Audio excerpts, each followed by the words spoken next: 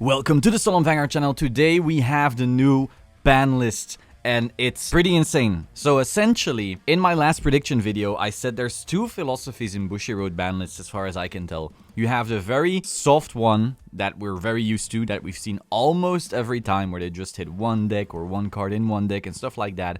And then you have the murder philosophy, where they suddenly go, okay, let's just destroy everything, like they did with the last premium collection type of ban list, where they hit Jamio, Ange, and so forth. Now, this time, it looks like the roles were reversed, and they did the softer type of ban list on premium, and they absolutely murdered everything in standard. For premium, there's only two restrictions, and I think an errata that also will affect the game. Wonder Ezel has been banned. It can no longer be played at all.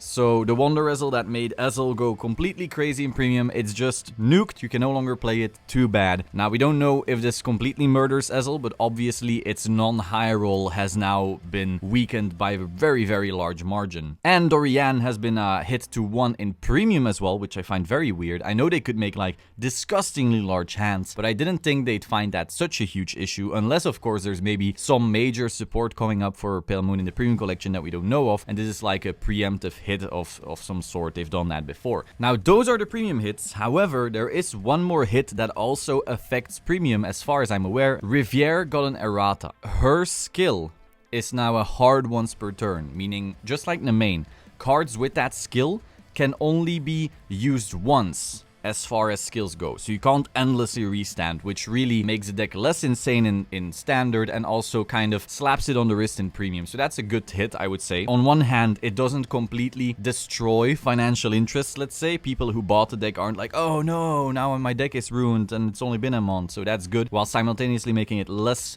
unfair. However, that is not the murder type of situation that we're talking about, because they didn't stop at Riviere. Next up is Murakumo in standard. Shirayuki has been restricted to 1. So again, we talked about this in the prediction video. On one hand, they could have hit Hyuga, because that's like the problem, but then the next time Murakumo gets support again, it's instantly tier 1 again, or well, maybe best deck even, because of Shirayuki. We saw this in the Vilas Leader meta. It just didn't last very long because Bermuda came out right after, and now we saw it again. Maybe they're just afraid and they said, you know what, this is no longer happening. Shirayuki is now dead. Well, not dead. You can still run 1. It's technically fetchable, but it's just, you know, less unfair. You won't be able to do it offensively and defensively almost every turn. The next hit, and this hit is something. Tachikaz, standard. Anger Blader restricted to 1. This means the Anger Blader deck is essentially dead. You can still play Tachi with maybe the other VR. Sweeper is still a really insane strong card, but you no longer have the insane high roll where your opponent doesn't get to play the game. This sucks for Tachi mains because you almost never get support. But on the other hand, the deck was just really, really unfair, like really broken. It didn't necessarily win all the time, but every time it won, your opponent didn't get to play the game. And then we have Narukami. Chou restricted to 2. Now, if this hit is a bit weird to you, essentially, given all these hits they're doing, Narukami would become the very best deck in the format by far, instantly. Because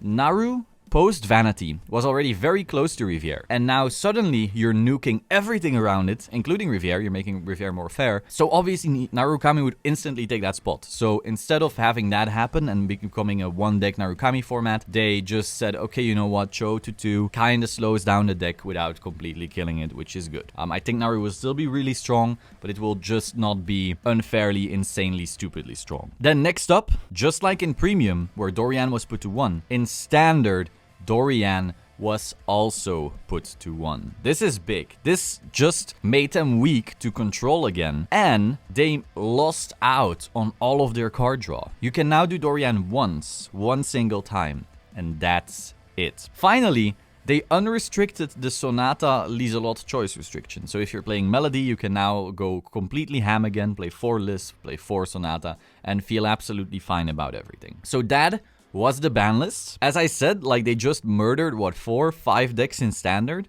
Maybe not murdered, but you know, like, they did some really hard hits. And in premium, they got rid of the very strongest deck by far. You know, Ezel was just insane. and now that has been severely weakened as well. They didn't get rid of the Superior Ride, which I don't like. I would get rid of the Superior Ride because, sure, the deck is now way worse. Like, actually way worse. But they can still have an unfair win, kind of like Tachi, you know, and I'm not a big fan of that type of gameplay. So yeah, that was the ban list. Now, moving on to card reveals. We didn't get a lot, we just got Gear Chronicle. So first of all, you have Interdimensional Beast Metallica Phoenix. You cannot normal write this card, and it has triple drive. So it's essentially a remake of that Stride, but then, you know, in the Gear Chronicle deck, you just rewrite it of the Chronojet skill, and you enjoy that. However, speaking of Chronojet, we also got Chronojet skill. So first of all, he says act on V, cost discard one or more cards with the sum of their grades being 3 or greater from your hand, so a Stride cost. Search your deck for up to 1 grade 4 card, write it as stand, and shuffle your deck. So you get to Superior Ride your Metallica Phoenix and go ham with triple drive just by discarding the Stride cost. This is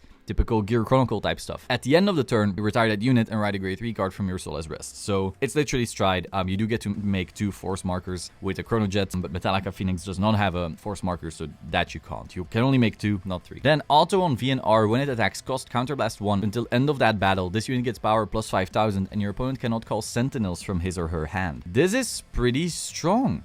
So even when you don't get to do that, if you stacked force markers on your Vanguard, you at least turn off sentinels. Can be a really strong finisher. I kind of feel like this card is more made for premium though. Like, if you stack force markers on your Vanguard, and then after next stage you go into this, and you give him Sentinel Restrict, and he gets 5k power on top of the force markers you stack, that feels pretty strong. Last skill will never go off if you ride Phoenix over it, but will always go off with next stage. So I feel like this card is really premium based. Now, of course, it's still like probably a solid finisher in standard. It's just something very noticeable right here. Will this break either format? I don't think so. I think it's just really good, especially for a trial deck card. Don't forget, this is simply trial deck, and I'm sure in the next stage booster set you will get a grade 4 next stage, which you can call off him as well, and then he just gets maybe an insane skill that pushes it over the edge in standard and doesn't matter at all in premium. We'll see.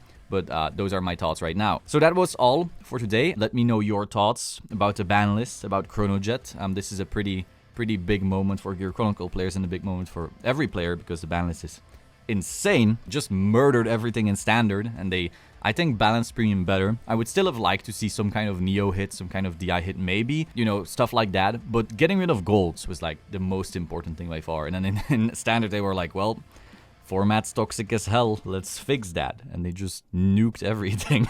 So yeah, let me know your thoughts in the comments down below. I will see you soon. Ciao.